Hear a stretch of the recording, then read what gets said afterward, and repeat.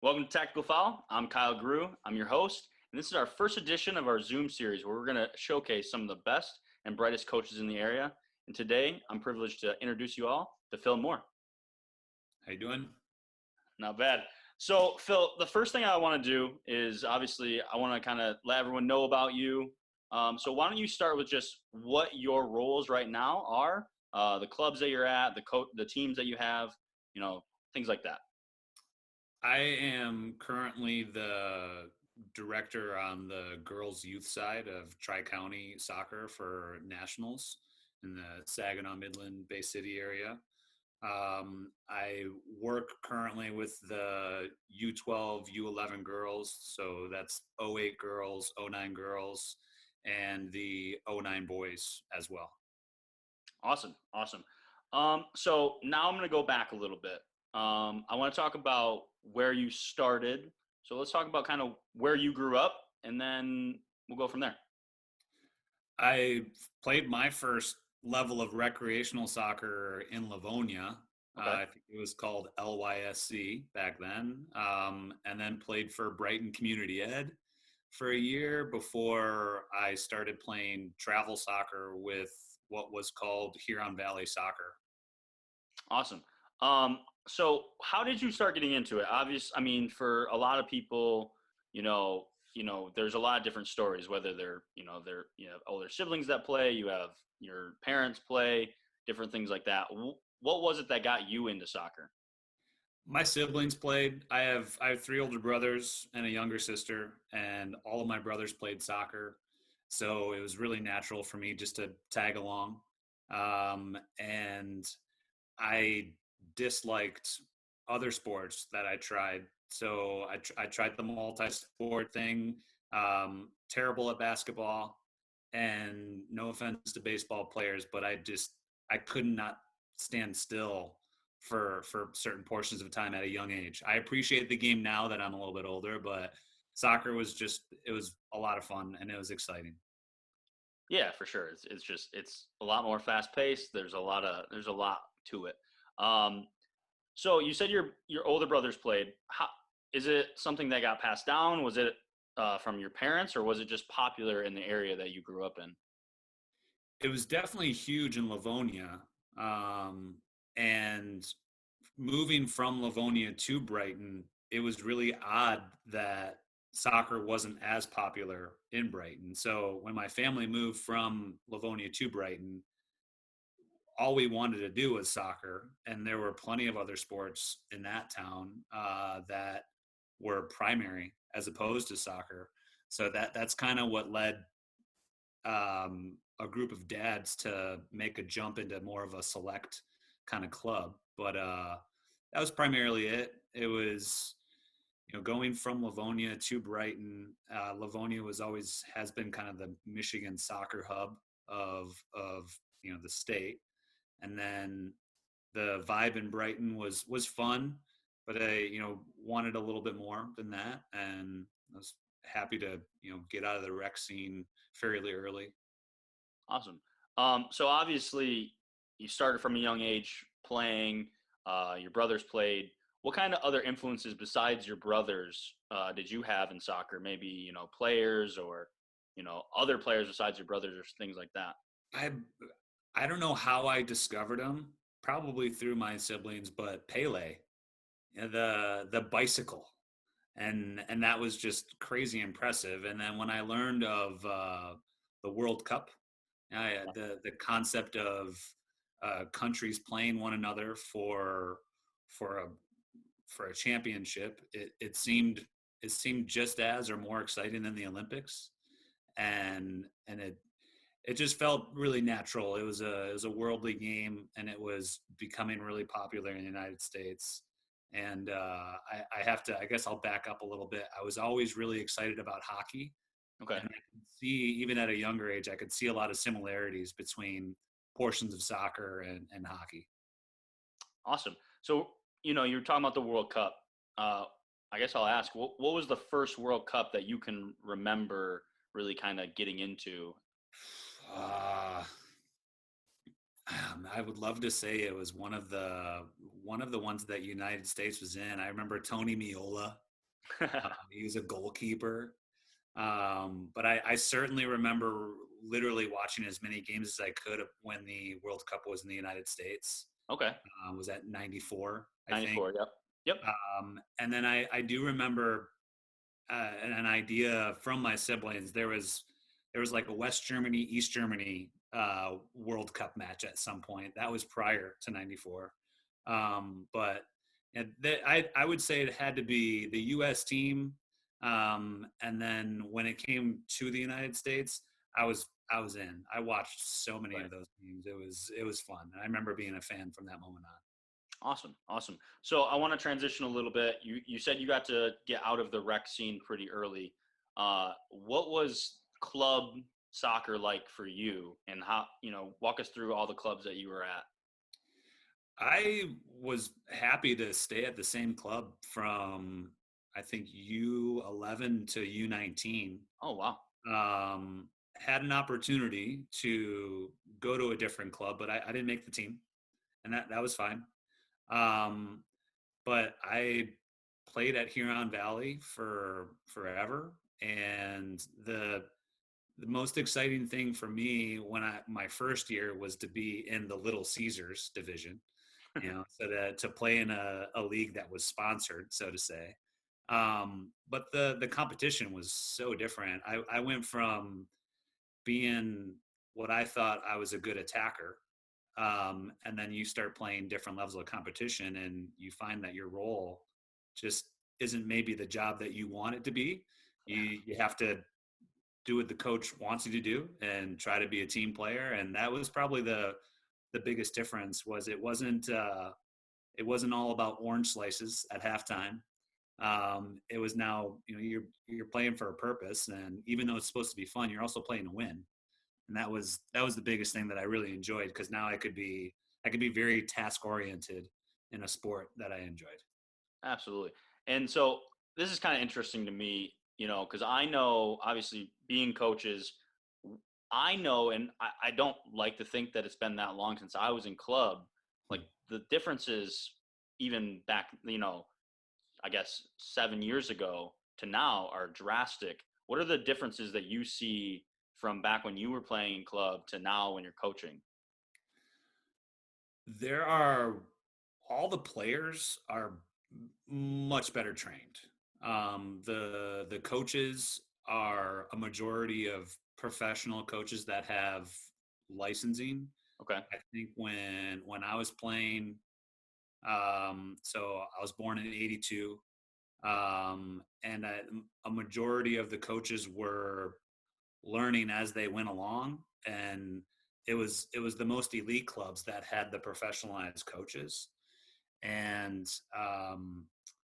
not to mention like the uniforms and everything else that's changed. But I think there were a lot of technically sound players when I played, but all across the board, I believe that players have more understanding and more purpose with their play and how their coaches get technique in, as opposed to relying purely on heart and or kind of gritty teamwork.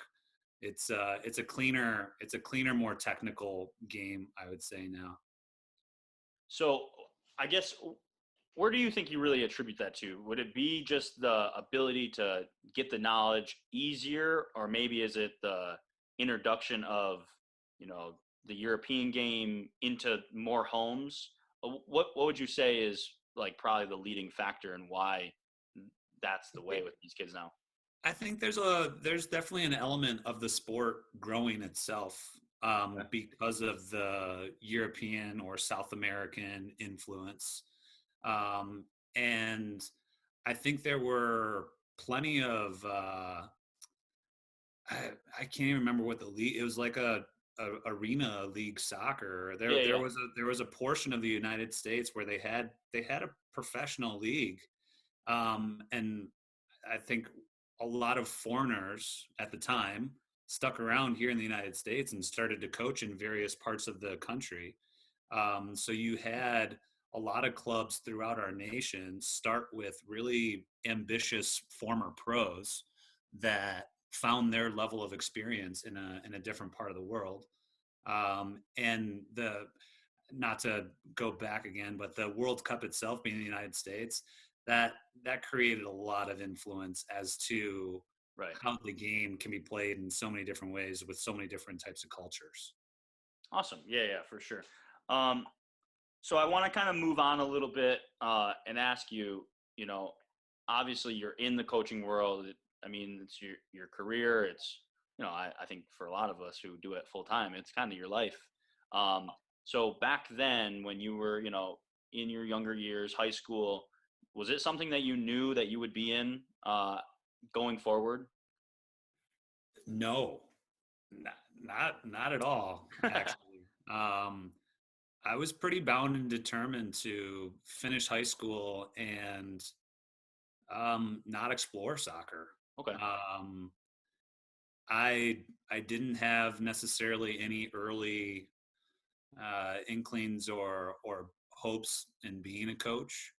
I always loved the game, Right. but I didn't necessarily start with a bunch of ambition to be a college soccer player either. Um, it I just kind of one of my good friends that I played club ball with, he essentially talked me into it, and I thought I'd give it a try because not going to school for family reasons was not an option. I was told that I would have to leave the house, so I figured going to college and if I was going to go to school, I might as well play soccer. Awesome. So what obviously, that's a big transition just going, to college. Did you go away or were you still at home? How did that work? I stayed at home and I was able to go to Schoolcraft College, which Okay. is in a junior college, so the NJCAA, and it was a program where there was a good potential to get some scholarship money, and for the NJCAA, Schoolcraft had a history of being successful, Okay. so I really liked that, and it was in Livonia, so it's kind of, even though I barely lived in Livonia as a kid, it was part of my hometown, um, and yeah, my one of my great friends growing up that I'm still friends with to this day. He was a year ahead of me in high school, and when he went to Schoolcraft, he really talked it up as a great opportunity, and I just kind of went on a limb and decided to go. I really liked the coach. The players treated me well, and then I made the team, so I went for it. Awesome. So did you spend all 2 years there? Because I know with junior college is 2 years. Yeah, yeah. There was let's see, it would have been 2000 and 2001, Okay. those particular seasons, and it was at that moment that's when I learned all of my high level soccer. Okay. So that was I guess I would say I went from a really hard worker and a great teammate to a more functional player that could be reliable not just on the athletic and work rate side, but I was able to start to play with a little more purpose and up my game at a you're a young adult at that point, and it was great to learn what I hadn't been able to learn at the club level in former years. So it took my game to a new level, and then I really appreciated that. So it was a fun experience all around. I was really glad that I went after it. Awesome. So obviously you learned so much. Would that be down to just different coaching or just you growing up? What do you think that really comes down to for you? Oh, that's a really good question. There was a portion of it for me growing up. My attitude in high school compared to my attitude in college was improving consistently, and the the coaching was definitely more advanced. Okay. As I mentioned earlier, it was you were expected to be more technical, and because of that, you had to have an element of tactical understanding, especially if you wanted a certain amount of playing time. Right. right? So you could have really good technique, but if you couldn't wrap it around what the coach's plan was, you weren't a consistent starter. And I never liked that as a club player. So I learned to put that necessary pressure under myself. And there were a couple players at Schoolcraft that when I was a freshman, they were sophomores. One of them, he played holding mid. His name was Sergio. I can't remember his last name, but he was just like a pure leader, Right. and he let you know when you messed up. He was not nice about it, but once you gave effort and you started to clean up your game, he gave you a bunch of credit, and that kind of boosted my confidence and my, I guess, my accountability. And I get pretty motivated in those environments. Awesome. So 2 years are up. What was next for you then? I moved to Colorado. Um, I basically figured I was done with school. Okay. So much like my junior and senior year in high school, I had no plans of pursuing soccer. Um, I was, gonna explore the world, and I have a huge passion for backpacking and hiking. All right. So that was my plan. Move out to Colorado, go to school, and be in one of the most amazing states to explore the mountains. And I missed the game a ton. So not only was it a challenge for me at the time to go out on my own and try to make a living, but I found myself missing soccer incredibly. That's where I learned to juggle a lot because I wasn't sleeping super well, knowing that I was borderline, failing. But that I took a year off, and then I came back to Michigan, and I think that puts it now at around 2003. Okay. And then my head coach at Schoolcraft, his youngest brother had just gotten the job at Madonna University. So another soccer tryout came, just kind of landed in my lap, and went for it and got a spot, and I was happy to do so. Awesome. And so obviously going from a community college to a little bit, a step up with a bigger college. What's that transition? What's the difference between the two? Um, I think one of the most unique parts was the competition was better at times, Okay. um, and both the colleges are in the same city. So there was a huge rivalry between Madonna University and Schoolcraft itself. Interesting. Um, but at Madonna University, you have freshmen, sophomores, juniors, and seniors. Right. So you have a learning curve that's very different. And the fact that you're competing with seniors and juniors was different. But overall, I do think that the NAIA league was stronger. Okay. Um, and I think the biggest difference was probably the the player accountability. Um, you had to fight harder in a roster that had capable freshmen, Right. even if you were a junior, right? So when you're a sophomore at a junior college, you're the oldest player technically. Going to Madonna, not only was the competition a little bit higher level, there was more traveling, which was fun, but you have a depth on the roster that's competitive from the youngest player to the oldest player, For sure. and that was a huge difference. So going from playing, you're a junior and you're getting near the end of your playing career, and then you start to transition a little bit into coaching, right? Yeah, so I had minimal coaching experience at Schoolcraft.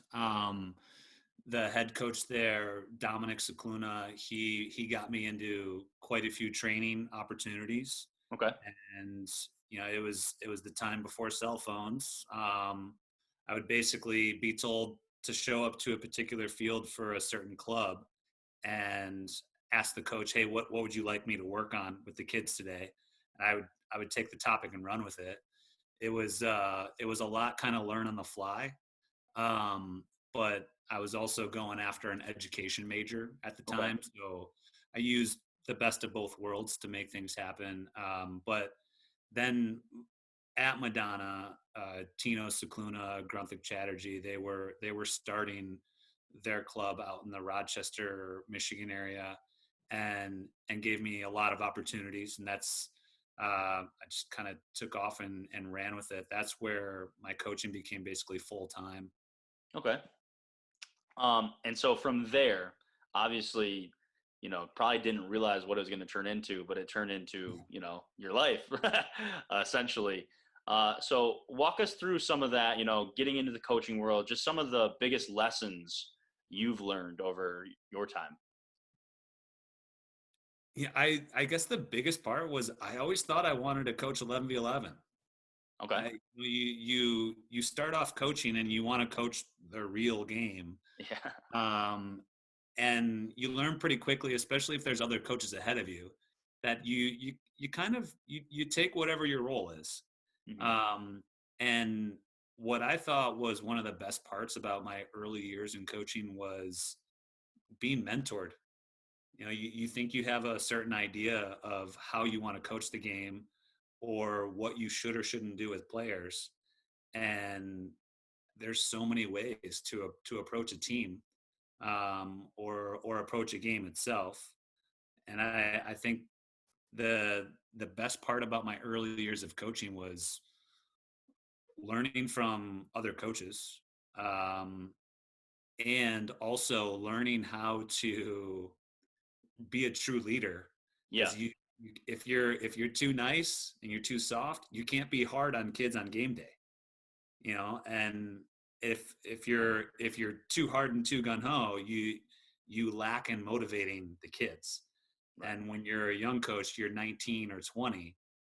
I coached 17-year-olds for a year, and that was difficult because some of the boys were like, who's this college guy?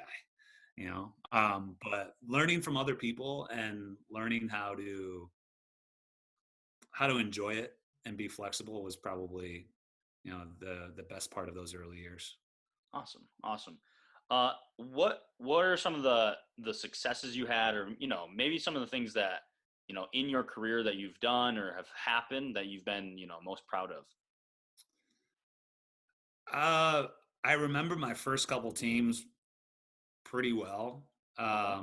And again, what was really unique for me at the time was mixing what I was learning academically to be an educator, and mixing it with the coaching world, and trying to find some sort of balance where the kids were being benefited from it.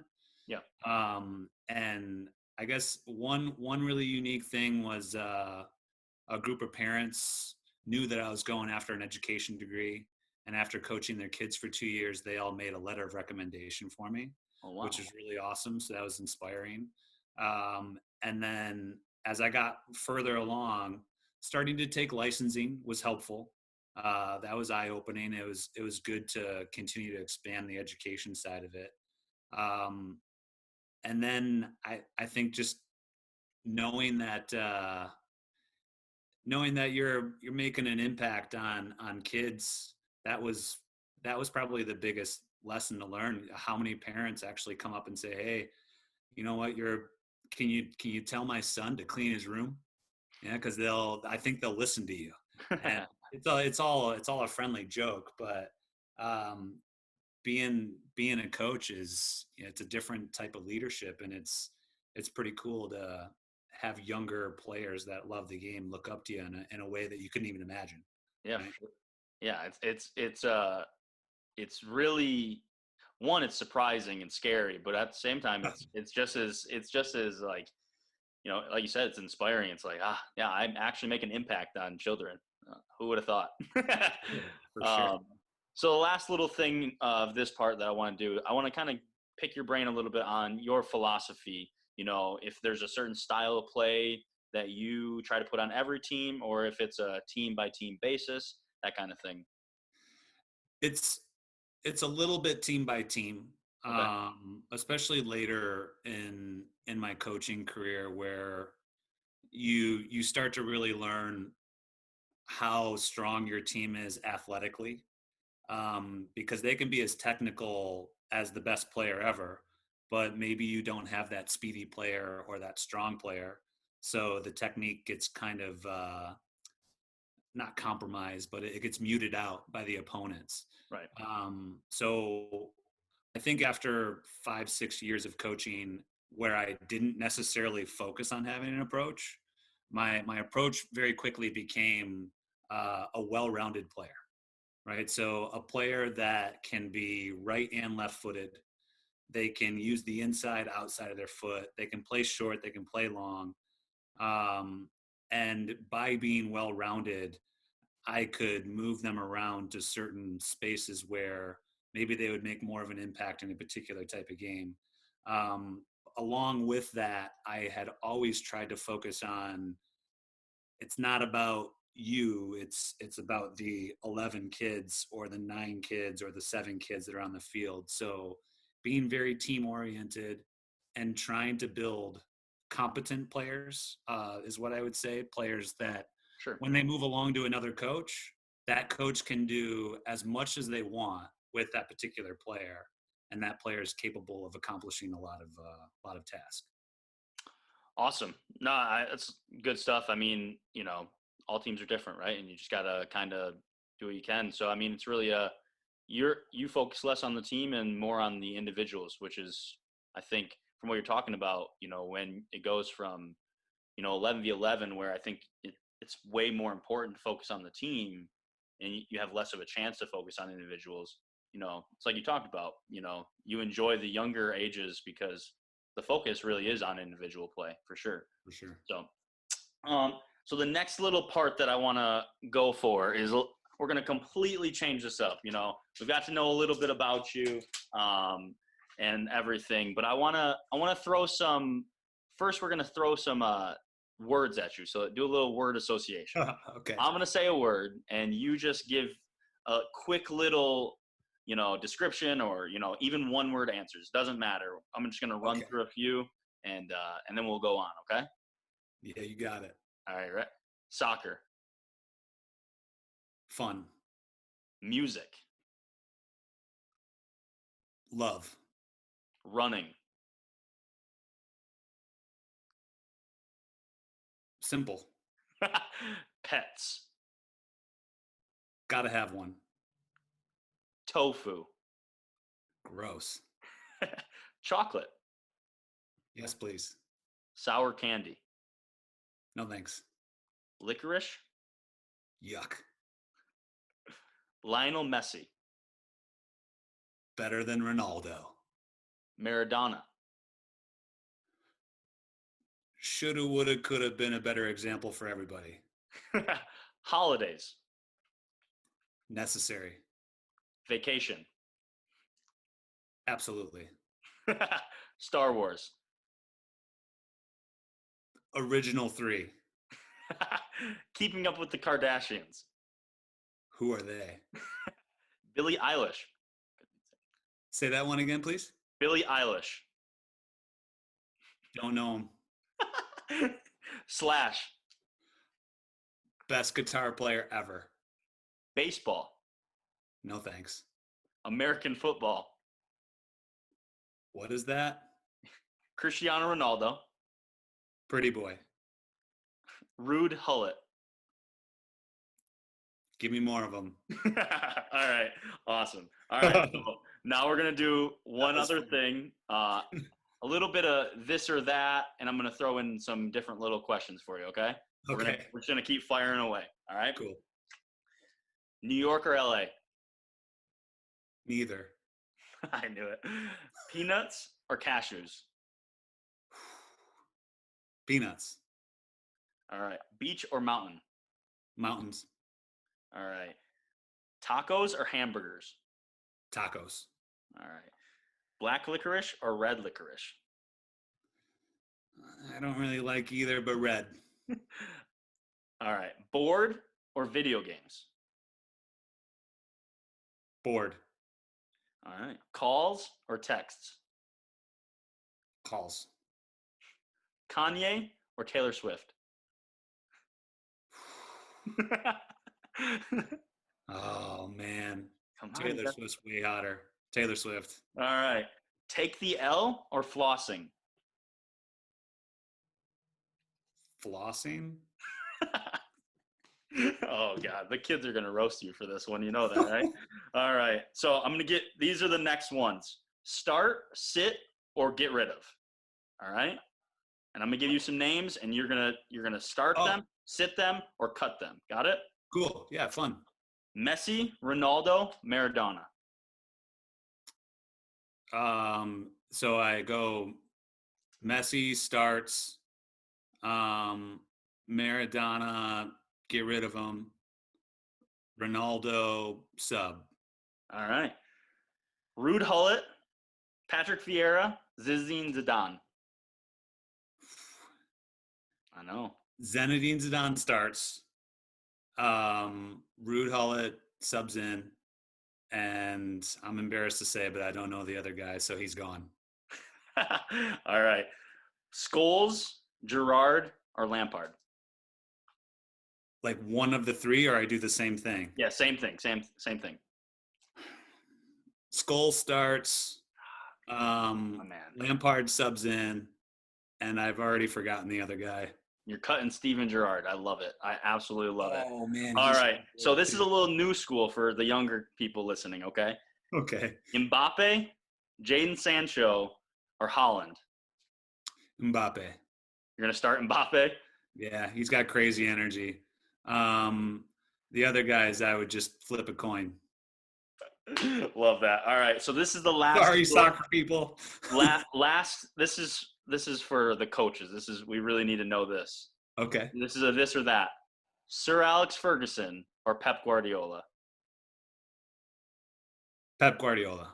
Oh no, Phil. All right, all right, all right. Well, let's see if you can redeem yourself here. I want you to give me your best 11.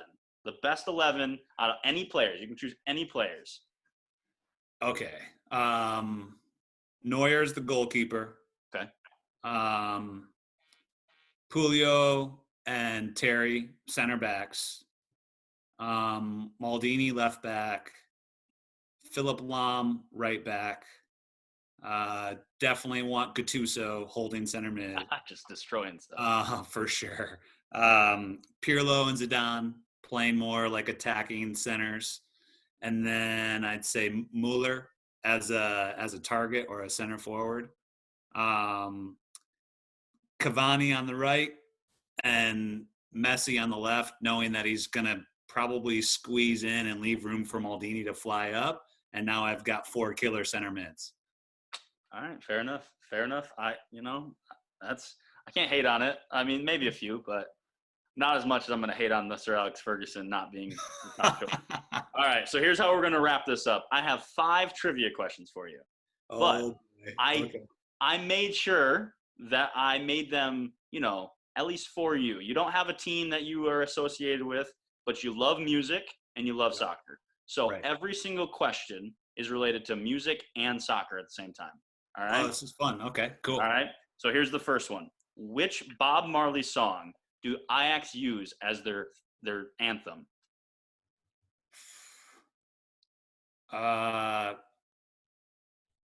Exodus? 3 Little Birds. Oh, yeah. Right. All right. What club does Sir Paul McCartney support? Just think about where the Beatles are from. Manchester United? I wish. Oh, Liverpool. Liverpool, you got it. I'll give it to you. Which famous center back is Shakira married to? He plays next to he played next to Puyo. I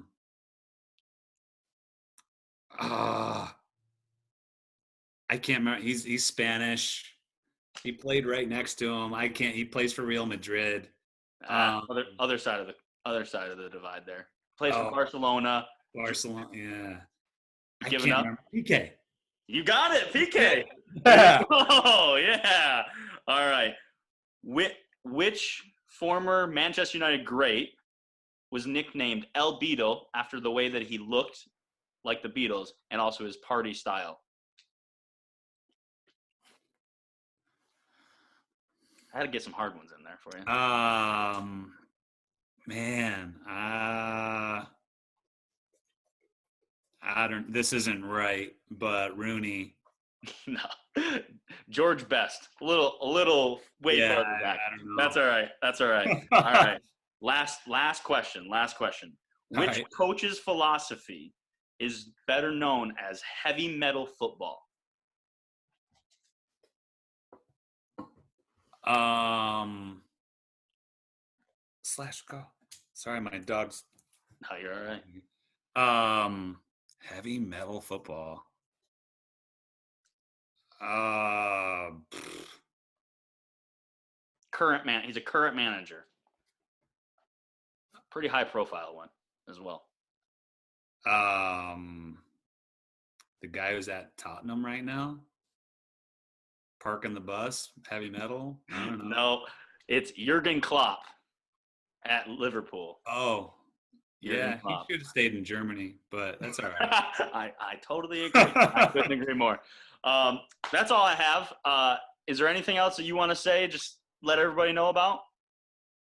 Yeah, play soccer because you love it and you make a bunch of great relationships going through the game, and please play with a purpose.